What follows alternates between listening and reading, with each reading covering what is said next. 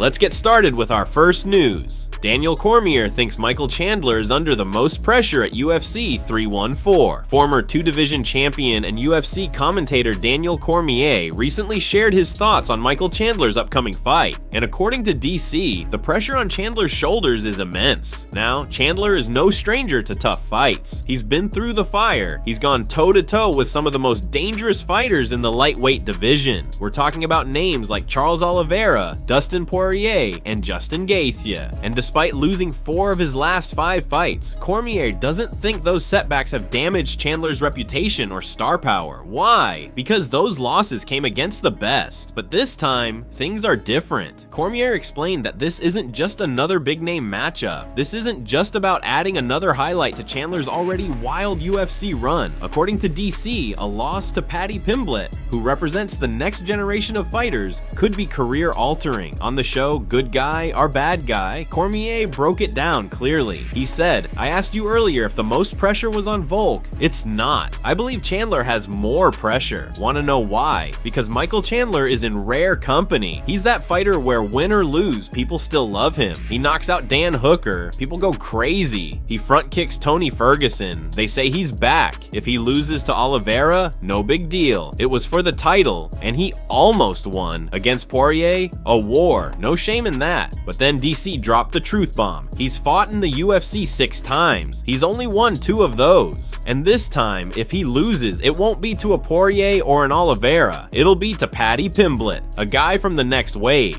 And that's different. That's something Chandler just can't afford, because once you start losing to the new blood, the talk changes. It becomes, is it time for Chandler to hang it up? The pressure is real. Chandler isn't just fighting for a win. He's fighting to keep his spot in the UFC spotlight. A victory could silence the critics. A loss? It could be the beginning of the end. We'll find out soon. But one thing's for sure, all eyes will be on Michael Chandler at UFC 314. And that takes us to another big update. Kamaru Usman and Henry Cejudo disagree on who wins between Michael Chandler and Paddy Pimblett, 2 former champions. 2 very different takes. Henry Cejudo believes that Paddy Pimblett could pull off the upset, while Kamaru Usman is riding with Michael Chandler, predicting that Chandler won't just win, he'll finish the fight by stoppage. On their podcast appearance together, the debate got real. Cejudo surprised everyone when he said, "You know what, Kamaru? I'm smelling an upset, bro. I think Paddy's gonna come in and use his grappling. He might even pull guard if he has to. His hands, not bad either. I think he could force Chandler into making mistakes, especially on the ground." Cejudo went on to praise Paddy's growth, pointing specifically to his recent performance against Bobby Green. According to him, Pimblett's transitional work has improved dramatically, moving more fluidly from striking to takedowns, from scrambles to dominant positions. He's not just brawling anymore, he's maturing as a complete MMA fighter. And let's not forget, Paddy is on an 8-fight win streak. That kind of momentum can't be ignored. And Cejudo reminded everyone that it's time we put some respect on Pimblett's name. But here's where it gets interesting. Despite the praise, Cejudo still picked Chandler to win the fight. Why? Because he believes this fight is much bigger for Chandler than it is for Paddy. This is a make or break moment. He explained, "I know Chandler waited a long time for that Conor fight. It was supposed to be his big payday, but that ship has sailed. Now, this is it. This is the crossroad. If he can't get through Paddy Pimblett, a guy with less experience who's just breaking into the top level, then it's time to ask the hard question. Do I want to continue? Because now you're not just losing to killers like Dustin or Oliveira, you're losing to the new wave, and that's a whole different conversation." As for Kamaru Usman, he didn't hesitate. He sees Chandler's power, experience, and intensity being too much for Pimblett. Usman is predicting a finish and said he expects Chandler to come in like a man on fire. So, 2 legends, 2 opinions. Who's got it right? We'll find out soon, when Chandler and Pimblett finally throw down at UFC 314. Moving on to more major developments. Magomed Ankalaev teases a rematch with Alex Pereira in August. Yes, you heard that right. The light heavyweight division could be heating up once again, and this time, all eyes are on Chicago.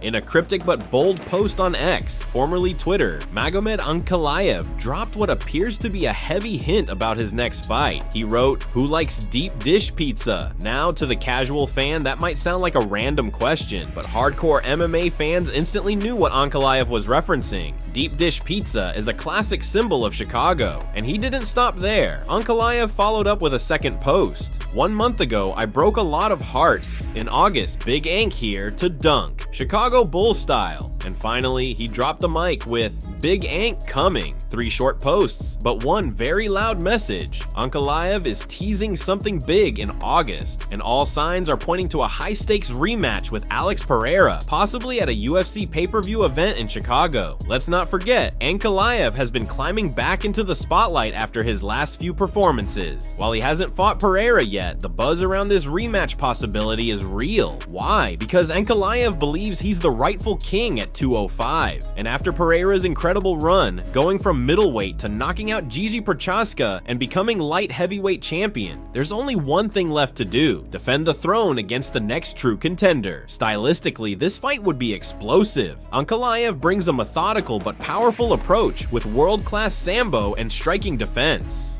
Pereira, on the other hand, is a KO machine. Fast, precise, and deadly with every shot. And let's be real, the idea of Big Ank dunking Chicago Bull style in August, that's not just a post, that's a promise. He's coming for something, and odds are that something is gold. So mark your calendars, August, possibly in Chicago. We might just get Ankalaev vs Pereira too, and if that happens, the entire light heavyweight division better be ready. Next up, Merab Dvalishvili feels bad for ruining Sean O'Malley's career. It's rare to see a fighter dominate a rival and still express sympathy, but that's exactly what Merab Dvalishvili is doing as he prepares for his highly anticipated rematch with Sean O'Malley. Before they were even scheduled to fight, Merab made headlines by snatching O'Malley's flashy jacket during a press conference. A bold, unexpected move that went viral instantly. Fans loved the chaos, and the moment became a defining piece of pre-fight drama. But now, as the second chapter in their rivalry approaches, Merab is showing a different side. During an appearance on the Ariel Helwani show, Merab opened up about how he actually respects O'Malley more than people think. He said, "I feel bad for Ali. I stole his jacket. I stole his belt. I stole his fans. I made him humble. He's definitely a different guy now, and that's a good thing." Despite the trash talk and mind games, Merab now sees O'Malley as a changed man, someone who has grown after defeat. He even called Sean funny, cute, and a good fighter. Not exactly the kind of words you expect in the middle of a heated title rivalry. Known for his relentless pressure and elite wrestling, Merab is now eager to prove that he's more than just a grappler. Ahead of the rematch, he revealed a shift in his mindset and saying he's ready to showcase a more risky, aggressive version of himself. "Sometimes I'm a little crazy, so in some fights, I'm going to show my craziness. I want to take risks. I want to show my striking too." And for those fans and analysts claiming Sean O'Malley didn't deserve a second shot, Merab completely disagrees. He explained he deserves it. He made a lot of excuses after the fight. "I know he'll make adjustments this time. He'll attack me with body kicks and striking from the beginning. It'll be a totally different fight." But while Merab respects the challenge, the betting world isn't convinced. According to the latest odds, Dvalishvili is still a heavy favorite going into the rematch. Respect or not, fans are expecting Merab to dominate again, and if he does, it might be the final nail in the coffin of Sean O'Malley's championship dreams. Next up, Jon Jones recently sent a warning to Tom Aspinall in a new clip that's been making waves. While walking through the streets, a Georgian fan approached Jones, recording the interaction, and asked what he'd do to Aspinall if they ever fought. Without missing a beat, Jon locked eyes with the camera and issued a stern warning to the Englishman. There was no hesitation, no sugarcoating, just pure vintage Jon Jones energy. When asked what he would do to Aspinall, Jones responded by nodding his head in agreement when he was told he'd expletive him up. This might be a good sign in terms of the fight finally materializing. Dana White, the UFC president, has also made some exciting comments about the highly anticipated matchup, offering fans more insight into the situation. According to Dana, the fight is done but not done. The final hurdle remaining is simply getting the deal signed. Despite the growing impatience among fans and the ongoing questions around whether Jon Jones would accept the fight or vacate his title, White remains confident that the matchup will happen soon.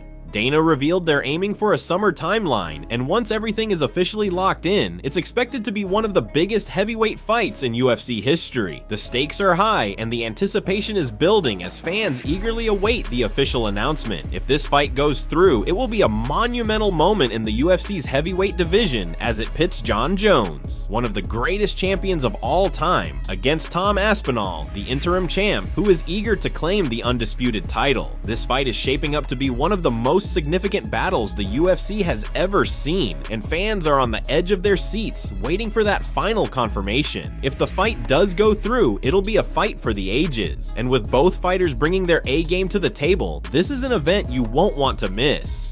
Jon Jones versus Tom Aspinall could very well go down as one of the most anticipated and historic matchups in UFC history. Now, let's dive into some controversy. Michael Bisping defends Michael Chandler against cheating allegations. Michael Chandler is undeniably one of the most exciting fighters in the UFC, known for his relentless aggression and incredible heart. However, his career has not been without its criticisms. Over the years, he's faced backlash for allegedly breaking the rules. Whether it's fish-hooking opponents like Dustin Poirier and Charles Oliveira, grabbing the fence to gain an advantage, or hitting fighters in the back of the head during exchanges, Chandler's actions have sparked numerous calls of foul play. Despite this, UFC legend Michael Bisping has stepped up to defend Chandler, stating that he doesn't believe Chandler is a cheater. In a recent YouTube video, Bisping gave his take on the situation, saying, "I don't see a cheater, I see a fighter, one who gives everything. Guys like Chandler are the reason we love this sport. He goes out there and fights his heart out." According to Bisping, it's this relentless mentality that makes Chandler so captivating to fans, despite the mistakes he's made in the heat of battle. Bisping went on to explain that while rules are undoubtedly important in the sport, when you're actually in the fight, it's often not about the rules. It's about survival. Yeah, there are rules, and they're important if you're a judge or a referee or sitting at home. But when you're the one getting knees to the face and elbows to the skull, sometimes you're not thinking about the rules. You're thinking about survival, Bisping said. His point is that in the chaos of a fight, especially when you're fighting as aggressively as Chandler does, it's easy to lose focus on the letter of the law and simply react instinctively to the pressure and danger you face. However, Bisping also got brutally honest, acknowledging that Chandler's UFC record of 2-5 speaks volumes. At this point in his career, Bisping says it's time for Chandler to either put up or shut up. With the high level of competition Chandler faces in every fight, Bisping made it clear that Chandler needs to show results, or his time in the UFC might come to an end. Despite the controversy surrounding him, Chandler's warrior spirit remains undeniable, and it's clear that many fans, including Bisping, still see him as a fighter who deserves respect, even if his methods sometimes come under scrutiny. And finally, the biggest story of them all, Alexander Volkanovski might retire if he loses at UFC 314. According to Chael Sonnen, this fight isn't just another title defense. It could mark the final chapter in Volk's career.